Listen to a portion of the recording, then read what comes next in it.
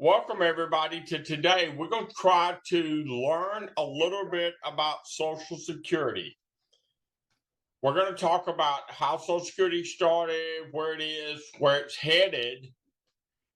We're going to talk about the various benefits you could be eligible for, when and how to file, maybe some filing strategies that you need to consider as you approach Social Security, everybody's favorite, taxes. Let's start off with what Social Security is.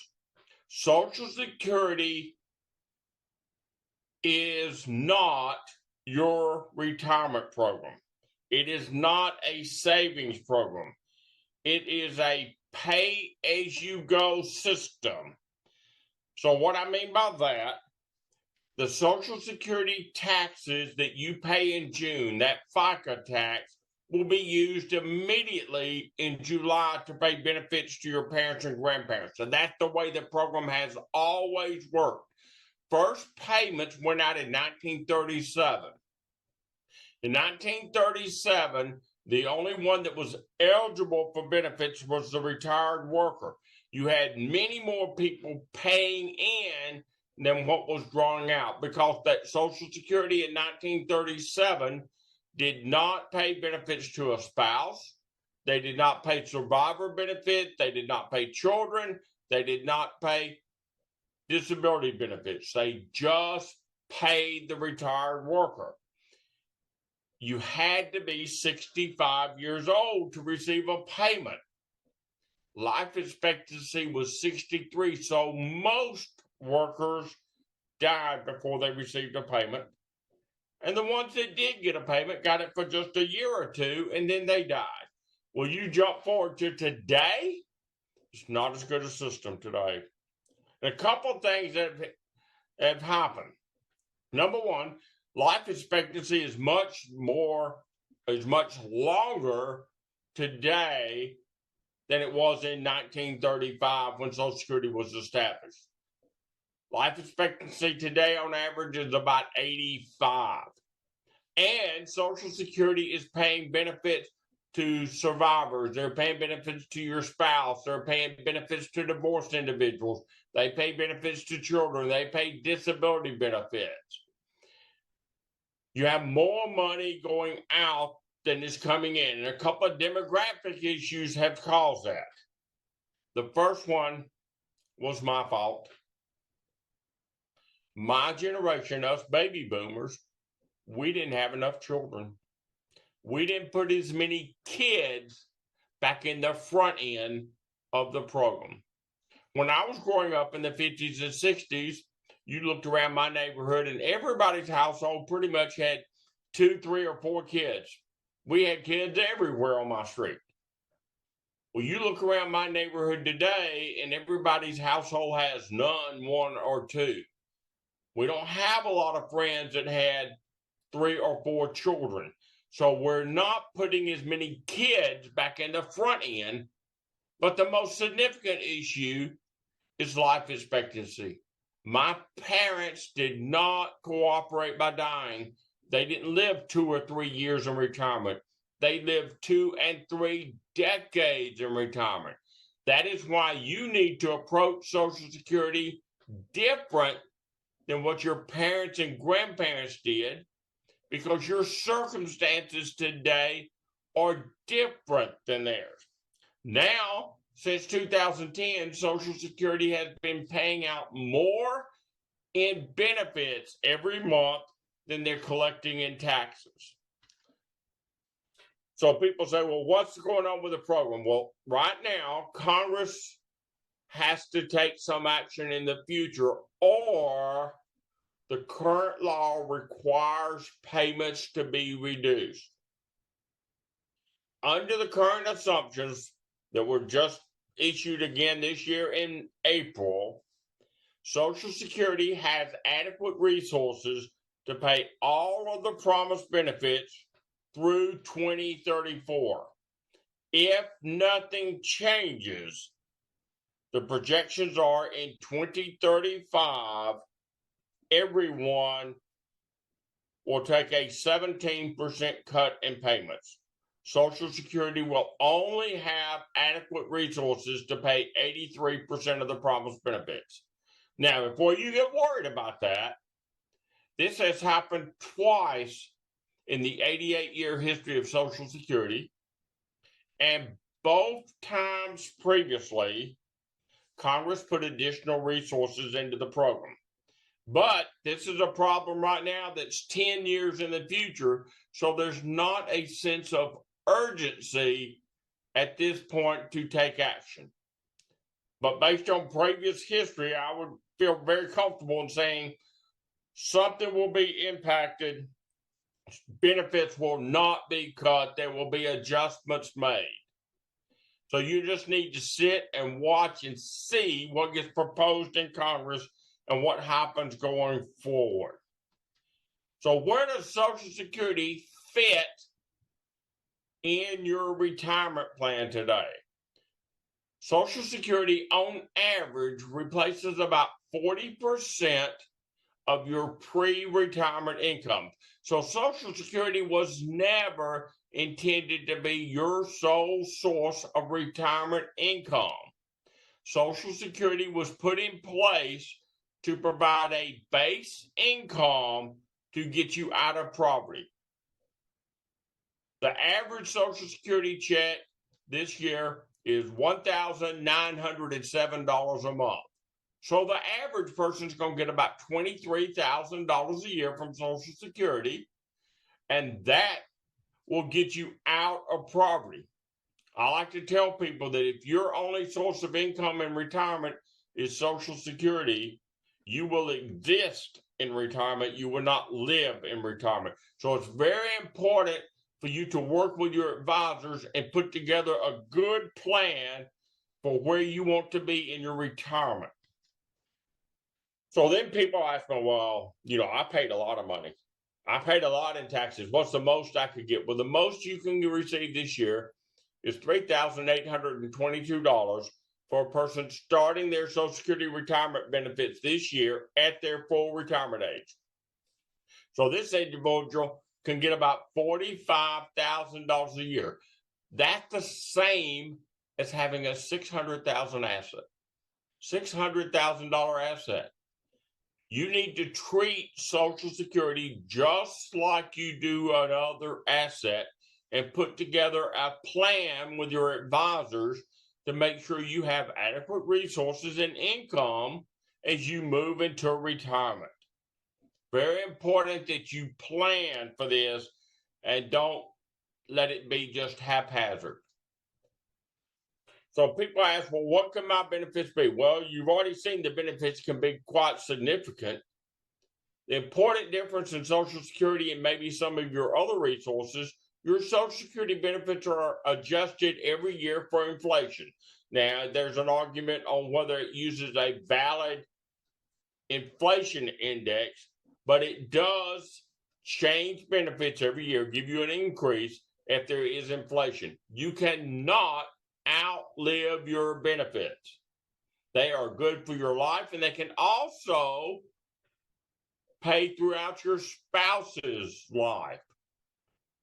So Social Security is a good asset to start building your retirement plan on. So let's talk about these benefits, what you control and what you don't control. To qualify for Social Security retirement benefit, you have to have a certain amount of credits, and you earn a credit based on the earnings you paid that Social Security tax on.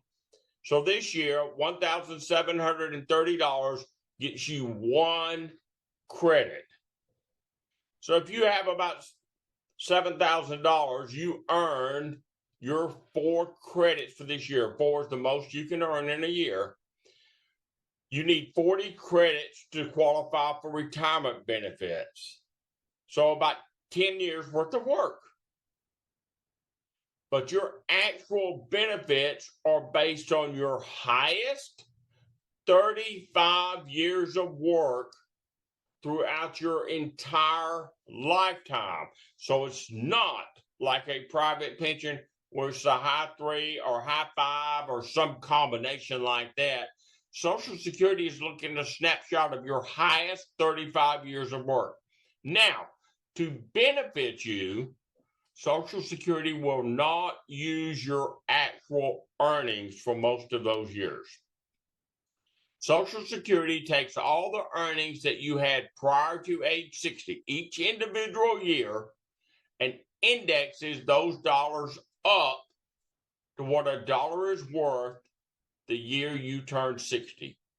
Everything from age 60 forward will be your actual dollars, but anything before age 60 gets indexed up to current values and turned into a pretend number. So like a quick example, if you were filing for benefits this year at your full retirement age, and say in 1975, 40 years ago, you earned $10,000.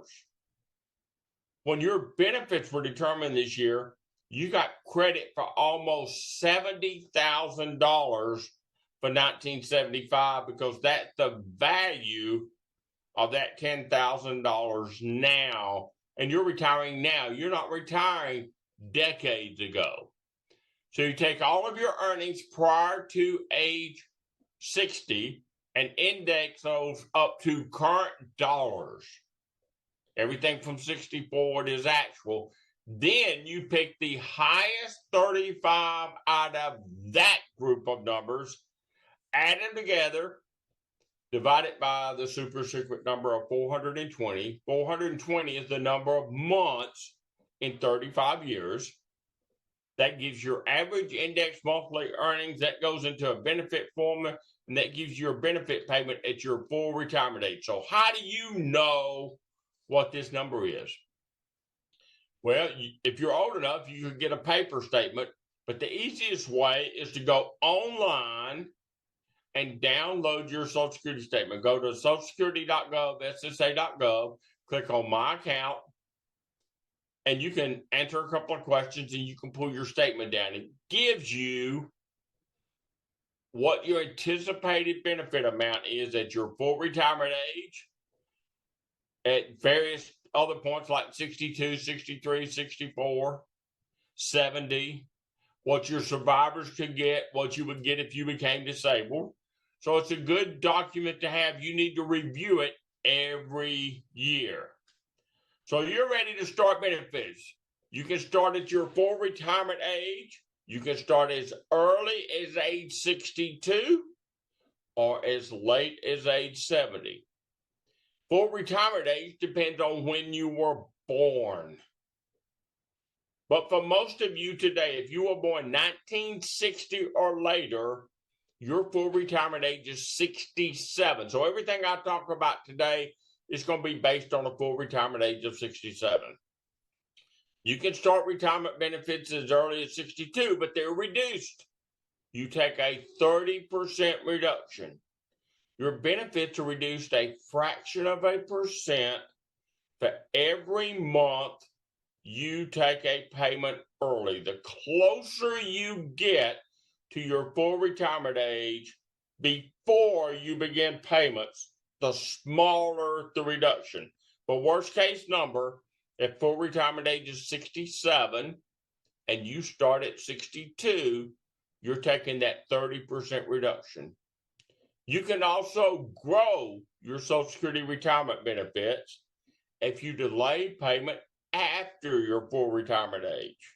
You can delay payments up to age 70 if you choose. Benefits go up 2/3 of 1% per month for every month you delay payments. So that works out to 8% per year. If you wait to 70 with a full retirement age of 67, you will get a 24% bonus. And this is the key financial decision you can make. So you can see here how retirement ages change. You can look and see what year you were born. But for most of you now, full retirement age is going to be 67. An example of how it would impact you. If your full retirement age is 67 and you're due $1,000. If you start at 62, you'll only get $700. Where if you wait to 70, you'll get $1,240. You can change your payment amount 76% based on the decision you make. So why should you worry about this?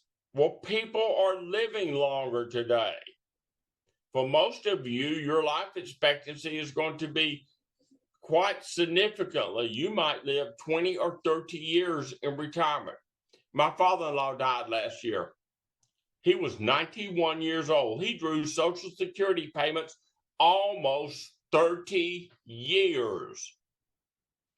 So you need to look at Social Security as an asset and get with your advisors and figure out when you want to file for benefits and what works best for you. Some things you might want to think about. How's your health? You have health issues. Does your family live a long time? What's their longevity? Does your family die at 70? Do they die at 80? Do they die at 90? Do you need that money right now? Do you want to use Social Security now and conserve other resources? Or do you want to use other resources now and conserve your Social Security benefits and let them grow up to age 70? Change it that 76% increase. Are you still working? If you are, how much are you making? You'll see in a moment that can make a difference. Are you a single income person, or are there other incomes in the house? Are you eligible for benefits on another person's record? Are there children? If you have children, they could be eligible for benefits. If you have a spouse, they could be eligible for benefits. A lot of things to think about. You need to know what you want to do before you contact Social Security, because Social Security reps do not provide financial guidance. So you've decided to file for benefits now. Well, let's talk about some other benefits you're going to be asked about. When you file your retirement claim, you're going to be asked questions to help determine, are there other individuals that could be eligible for benefits. You could have a spouse, if there are benefits paid to divorced individuals, and there are also survivor benefits. So let's start with the first one, your spousal payment. Your current spouse, excuse me, if they wait to their own full retirement age to file for anything, they can receive an amount equal to 1/2 of your full retirement amount or their own Social Security retirement benefit, whichever one is more. They do not get both. Be sure you understand it. You do not get both. Some basic rules for the spouse. Your current spouse cannot file for benefits on your record till you start your own retirement claim. You must start your retirement benefits before they can get anything as a spouse. They can get their own retirement, but they cannot get anything as a spouse. When you filed, if they're due spousal payments and it's more than what they're currently getting on their own record, they switch to the higher amount. They always move to the higher amount. If they file for spousal payments or their own retirement payment before full retirement age, they're locking in a reduction. Your current spouse, if they wait to their own full retirement age, can receive an amount equal to 50%, 1/2 of your full retirement amount, where if they start at 62, the earliest possible time for a spouse, they only get 32.5%. So a lot of moving parts there, but the important thing is your current spouse cannot file for benefits off of your record until you file your own retirement claim. When they file for spousal payments, they must file their own retirement claim at the same time. They get the larger of the two, not both. And if they file for either payment, their spousal payment or their own retirement benefit, before their full retirement age, they're locking in a reduced payment. Next question, have you ever been married before? Well, Social Security is looking to see is there a divorced spouse or their survivor benefits. So if the prior marriage ended in divorce, you could be eligible for divorced spouse benefits if you were married at least 10 years. And 10 years is a hard number. 9 years, 11 months, and 29 days is not enough. You gotta get to 10. So if you're like sitting around thinking about this right now and you're at like 9.5, you need to stall to get to 10. Your divorce benefits, you have a filing opportunity that's not available to anyone else. If your ex is at least 62 years old and they are eligible to file for benefits, and you are 62 or older, having been married to them for 10 years or more and not currently married, you cannot be married. You can be married and divorced again, but you cannot currently be married. Then you can file for divorced spouse benefits on your ex's record. You don't have to wait on them to file. As a divorced spouse, you can file as soon as they're 62, where they could file, whether they choose to or not. And you file. Now, when you file for divorced spouse benefits, you're filing your own retirement claim at the same time. You get the larger of the two, not both. Your ex will not even know you filed because benefits paid to the divorced spouse have no impact on anyone else eligible for payments on that Social Security record. But remember, you had to be married 10 years or more and not currently married to get benefits as a divorced spouse. Then there are survivor benefits. And survivor benefits are a little more interesting or challenging. Your widow or divorced widow at their full retirement age receives a payment equal to 100% of what you would have been due had you been alive that day. Now, that's kind of government speak, so I'm going to tell you in English what I just said. When you get ready to file for your retirement payment, you're making a decision about what you will receive today and what your surviving widow will receive tomorrow.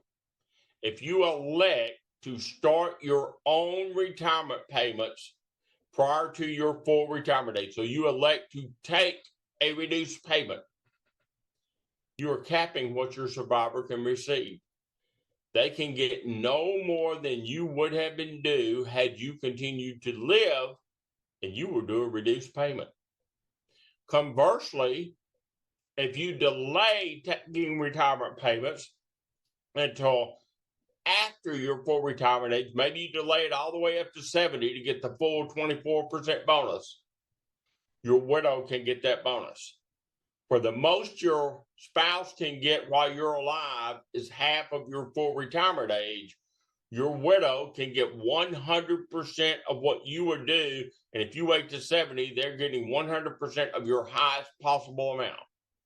A widow can start payments as early as age 60, but of course there's a penalty for starting early. So 28.5% cut, you only get 71.5% of the payment.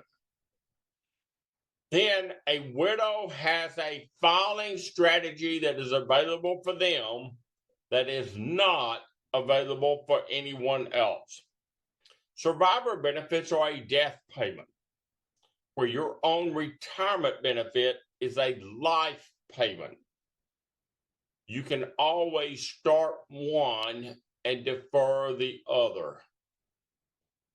You can start the survivor benefits as early as age 60, reduced, of course, and wait until later, as late as age 70, and switch to your own retirement payment if they're higher. Or you can do the opposite. You can start your retirement payment at 62 with a maximum reduction, and at full retirement age, switch to survivor benefits if they're higher.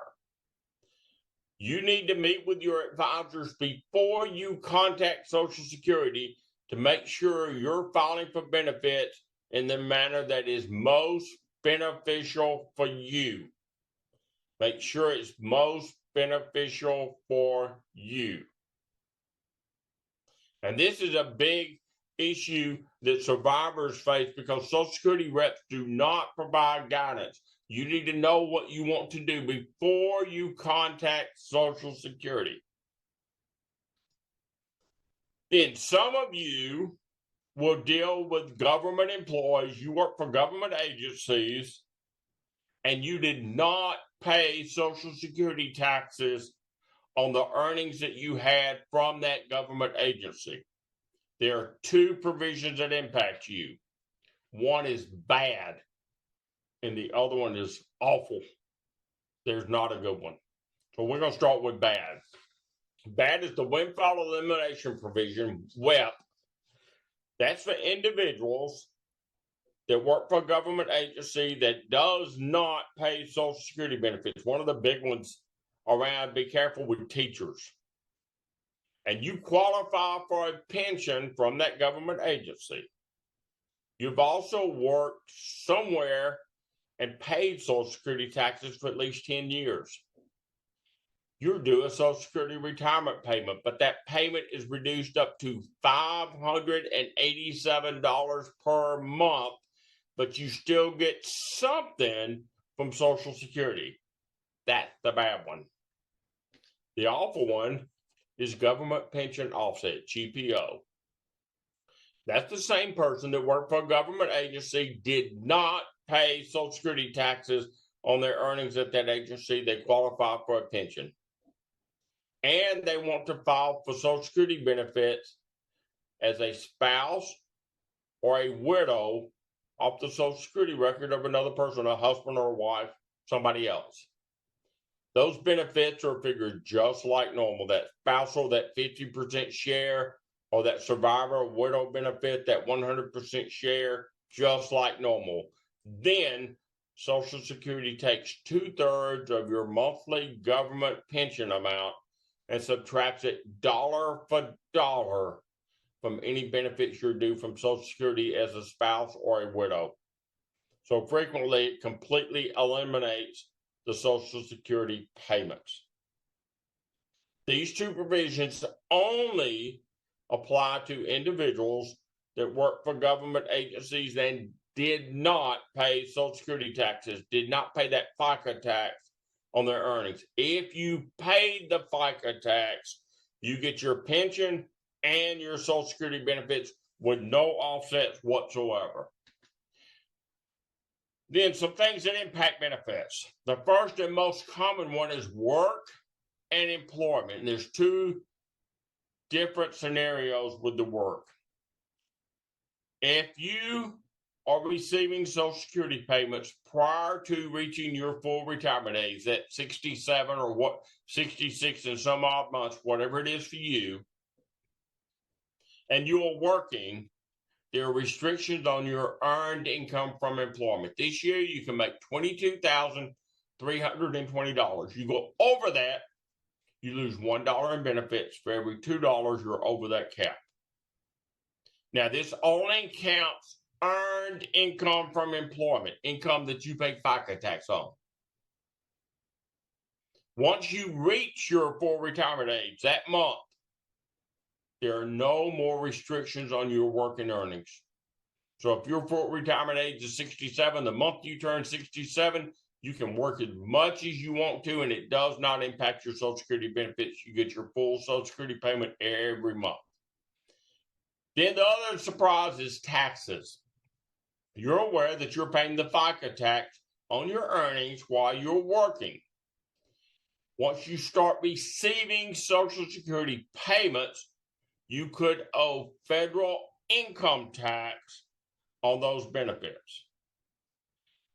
So let's look and see. You're looking at provisional income. Now, I'm not the tax expert. You need to talk to your advisor about that, but I just want to warn you. You're looking at provisional income. That's all your income from wages, self-employment, pensions, investments, any non-reportable income like municipal bonds, any other exclusions like maybe foreign work, plus half of your Social Security benefits, plus half of the Social Security benefits paid to your spouse. This number is $32,000 or higher for someone filing joint, or $25,000 or higher for someone filing single. Then you have a federal tax liability. It's higher than $44,000 for someone filing joint, or $34,000 for someone filing single. 85% of the Social Security benefits received by you or your spouse are taxed as ordinary income. You will get a 1099 from Social Security each year, and you'll have to include this in your federal income tax calculations. So work with your advisors to make sure you're doing the appropriate things on your estimated taxes, and also this is not a surprise. So how do you file? You can file in person in your local office. You can call and make an appointment to go into the office. You can call and make an appointment to do it by phone, or you can go online at socialsecurity.gov, ssa.gov, and file online. So just remember, Social Security is just one piece of the big picture you have on your revenue coming in for retirement. You're going to have Social Security. You're going to have, hopefully, annuities. You're going to have life insurance proceeds, and you're going to have investments, and you may even be working. But Social Security is just one piece of this puzzle. So we talked a little bit, and I know gave you a lot of information. So if you've got questions, and put them in the chat box, we can start trying to answer some of them. Thank you, Jody. Well done. We do have several questions. As usual, we're going to hit you with several questions here, Jody. And probably the biggest question is, are we going to get to see this again? Is this being recorded? And I will tell you that, yes, this is being recorded. Our friends at the Brokerage Inc. are recording this, and you guys can go back and watch this a second, third, fourth, fifth time. But we are going to try and answer as many questions as we possibly can today. I'm going to help moderate that. So Jody, I'm going to roll off a few questions for you here. Okay. Bear with me. There are several. We probably will not get to everyone. So if you want to write down your question on your notes, again, give that to the advisor. They'll get that to the Brokerage Inc., who we'll get it to Jody. We will find you and get you your answers. So that being said, let me start here, Jody. Let's see. If a spouse is receiving Social Security on the spouse's benefits, and then that spouse passes away, does the surviving spouse get the full benefit at that individual's death? If the surviving spouse has reached their own full retirement age, then they get what the deceased individual was receiving.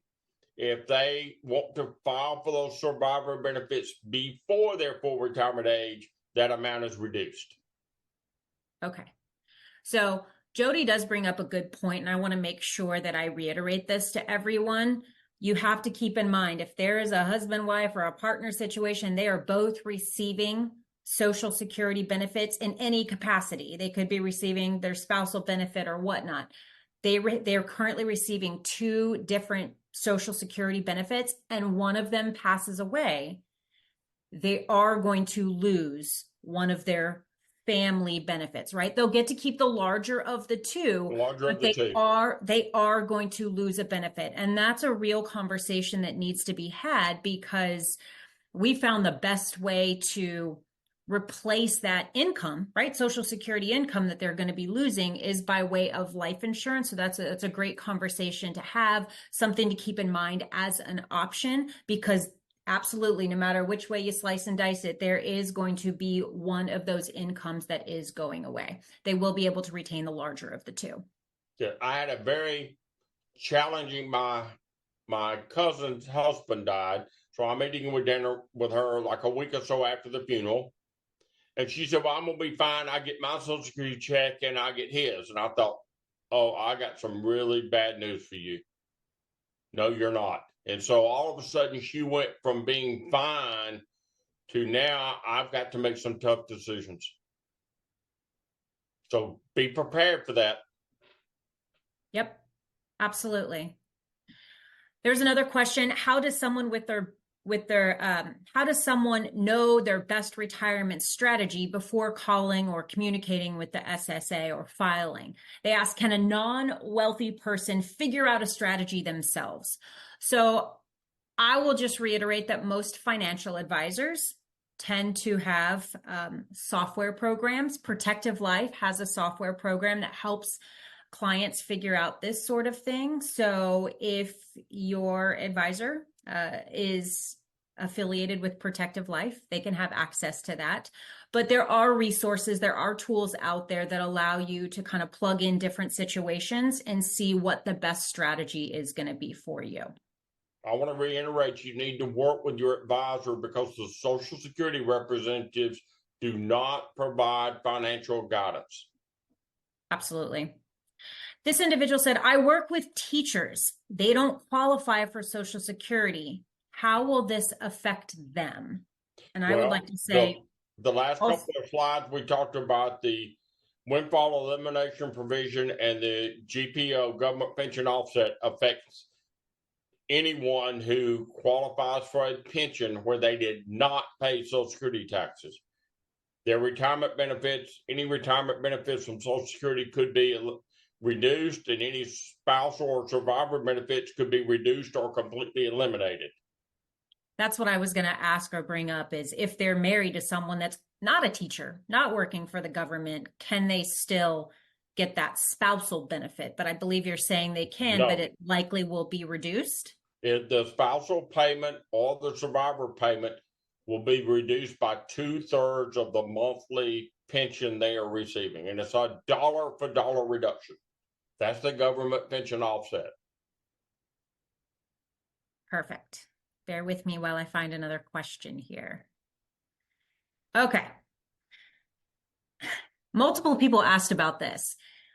They're saying, whoa, if someone's married 2 or 3 times and they have 2 or 3 ex-spouses, can all 2, 3, 4, 5 of their ex-spouses get a benefit off of them?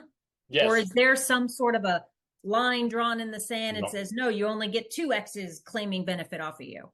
All of them are eligible as a divorced spouse as long as they were married 10 years or more, and their own retirement payment is less than what they can receive as a divorced spouse. Remember, you get the larger of the two, not both. And they have to have been married 10 years or more and not currently married. Not currently married. Exactly. Thank you, Jody. All right, here's another one. You turned 62, was married over 10 years. Your ex is 64, and they're still working full time. Can you file for the divorce spousal benefit? And then when you turn to your full retirement age, then switch it up and get your personal benefit, or No. file under the ex's benefit once they actually start taking a benefit? Okay, no, you cannot. If they are 62 or older and you are at least 62, you can file for divorce spouse benefits off of their record. You don't have to wait on them.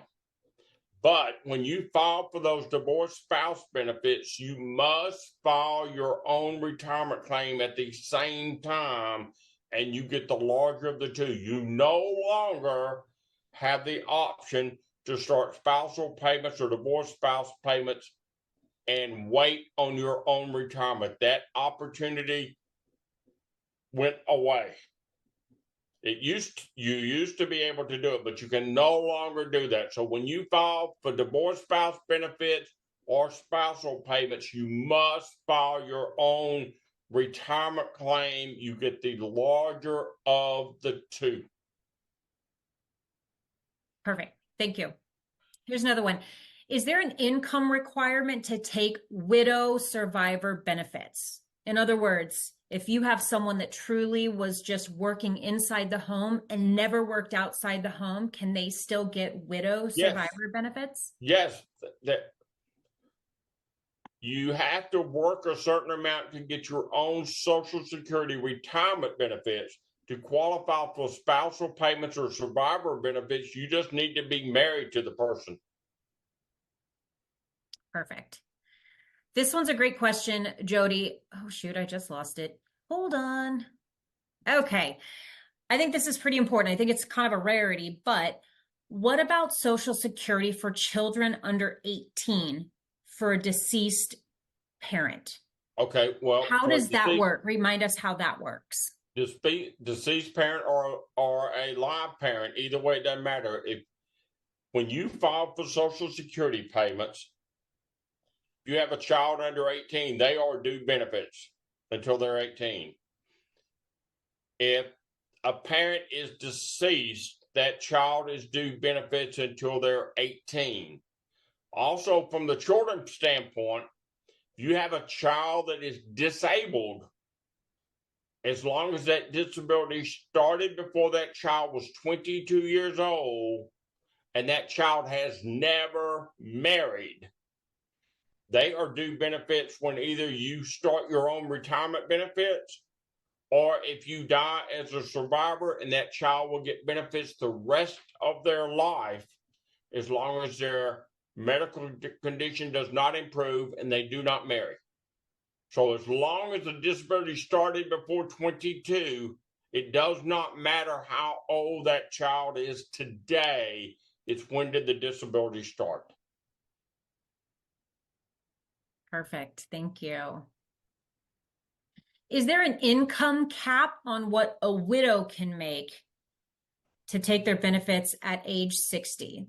Yes, $22,320 a year. And then they'll start incurring. To anyone receiving any type of Social Security payment, but it's not really an income cap. It's income from employment. Your income from other sources, if you have annuities, if you have life insurance, if you have a pension, that doesn't matter. It's, do you have income from employment, income that you're paying that FICA tax on? Perfect. Let's see here.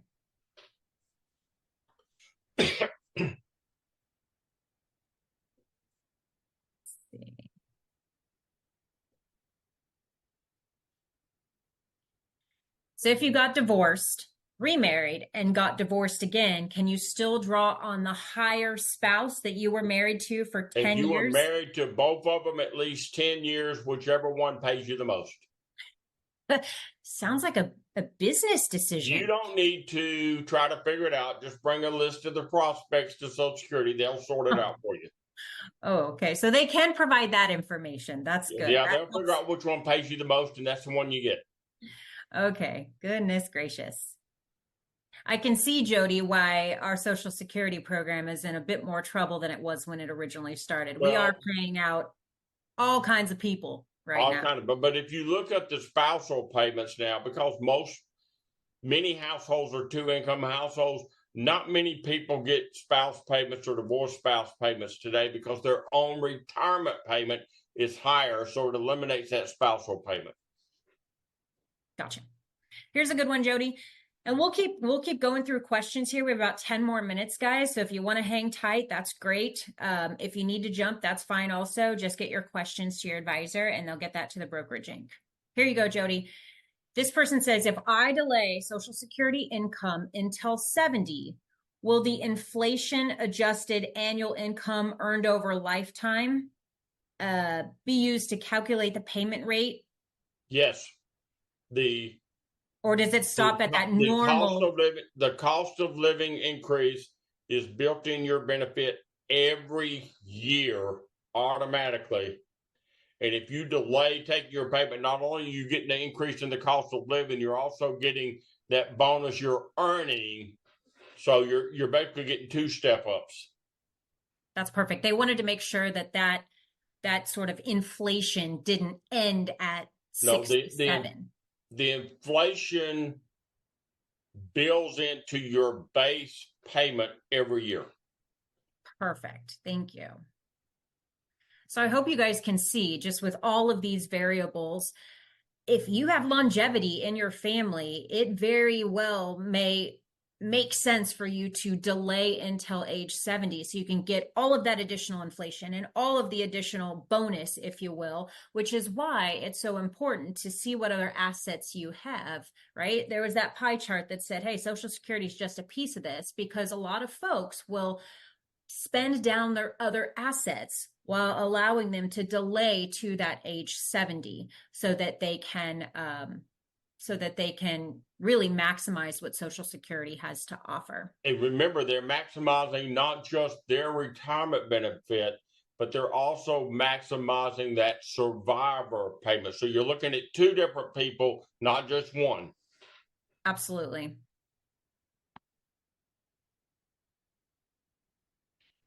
Let's see here. I think maybe you answered this one. Let me read through it. We'll ask it again just to reiterate it, because there is so much going on and so much information here today, but it's a spousal benefit question. If a spouse starts Social Security benefit at age 64 as an individual, so on their own, and then claims spousal benefit at full retirement age 67, can the spouse collect the full spousal benefit at age 67, or is it discounted because they took theirs early? When they take either a spousal payment or their own retirement payment before reaching their full retirement age, they're locking in a permanent reduction. The only way they can get that full 50% share as a spouse is if they wait until their own full retirement age to file for any benefits. They file for their own retirement early, you're locking in a penalty. Perfect. And I like this one. And I believe I know the answer. It's so funny, Jody, I have seen you present multiple times, and I feel like every time I watch this, I get a little additional nugget each time. So I encourage everyone to rewatch this recording multiple times. But this one says, at full retirement age, you can continue to work regardless of income earned without it affecting your Social Security retirement benefit. Is that correct? That is correct. Starting the month you reach your full retirement age, your earned income no longer penalizes you on your Social Security payments. So I feel like the strategy is, and I'm just shooting from my hip here, you can start taking Social Security early and take a little retirement. And then when you hit 67, if that's the full retirement age, you can go back and do a side job. There's going to be no penalties. You can work as much as you want. You can earn whatever you want. Okay. Such trickery here. All right. Let's see here.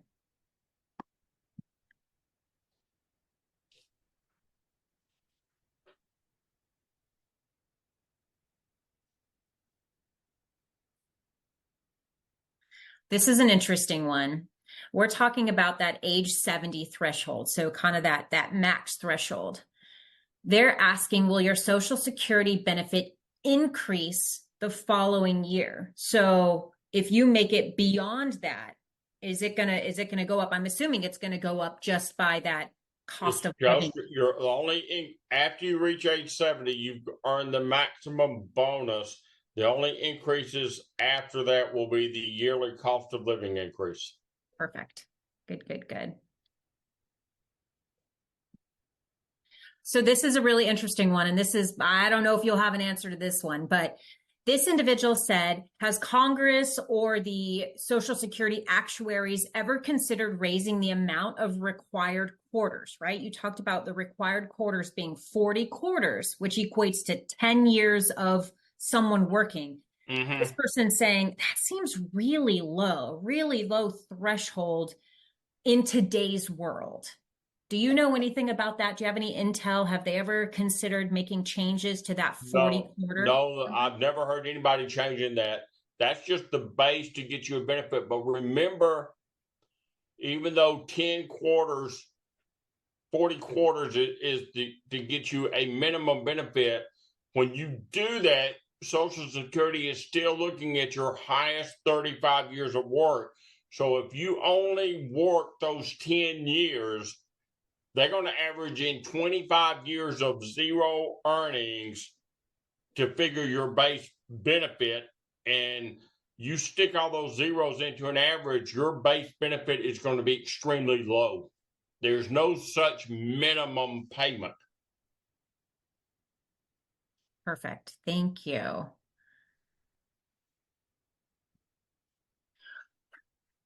Hey, Jody, while Amanda's looking for the next question, we get this asked a bunch is, how, there's, you said there's about a 10-year window that we don't need to worry, but, every, radio you tune in, somebody is saying, hey, I've got a fix for how to fix the Social Security system, raise the retirement age, higher taxes.